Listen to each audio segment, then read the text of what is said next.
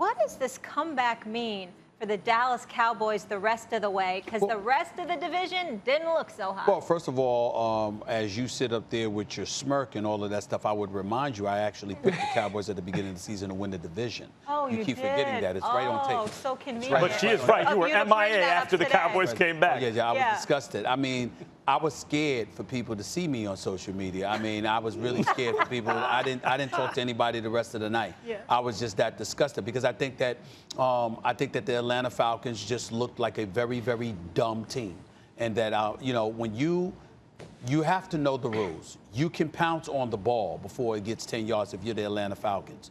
For the Dallas Cowboys to have 5 Atlanta Falcons surrounding the football, and for them to literally back up and let the Cowboys, basically a former Falcon, in Godwin, come in and flop on the ball, I just couldn't believe it. I couldn't believe how stupid they were. Now, you got spotted 20 points because of all of those turnovers in the first quarter.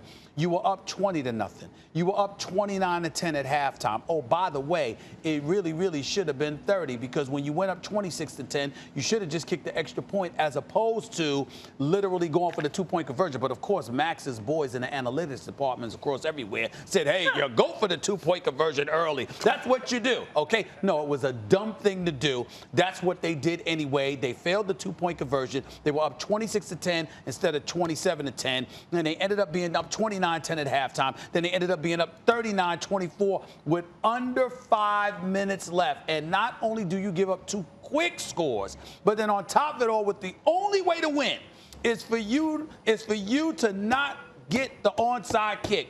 For you to literally surround the football. They literally did this, Max and Molly and Ryan. Think about this for a second here.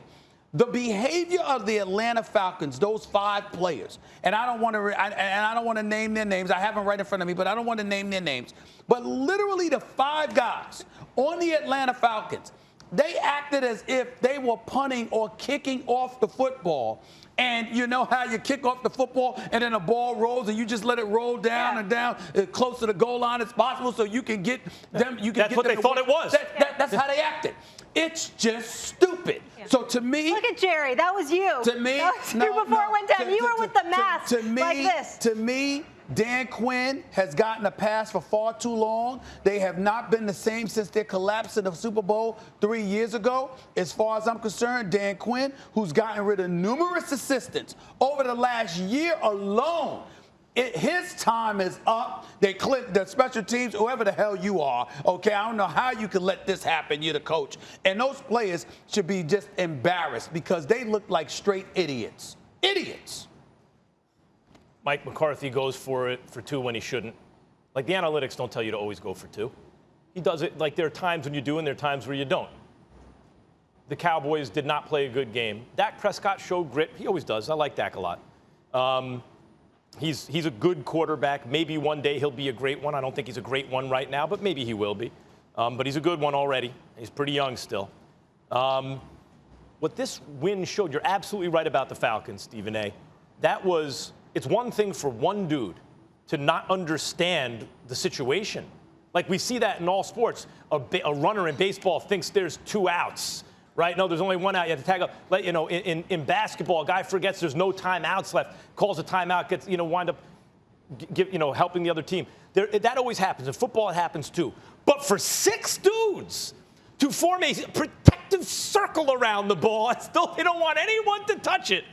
When an onside kick is the only chance recovering, it's the only chance the other team has, that's on the Falcons. What it all adds up to, Ryan, is this, the Cowboys win. It demonstrates that even trying to give a game away, and even if they tried to give this season away, the Cowboys almost can't not win the NFC East. The NFC East last year was among the worst divisions in the history of the NFL, at least in my lifetime watching it. I'm 47 years old. It might be worse this year than it was last year. Think about that for a second. The Cowboys could win the division with 6 wins. It could happen. You can win 6, 7 games maybe and win the NFC East. So what this all tells me, Ryan, is it almost doesn't matter what the Cowboys do. They're going to be in the playoffs this year.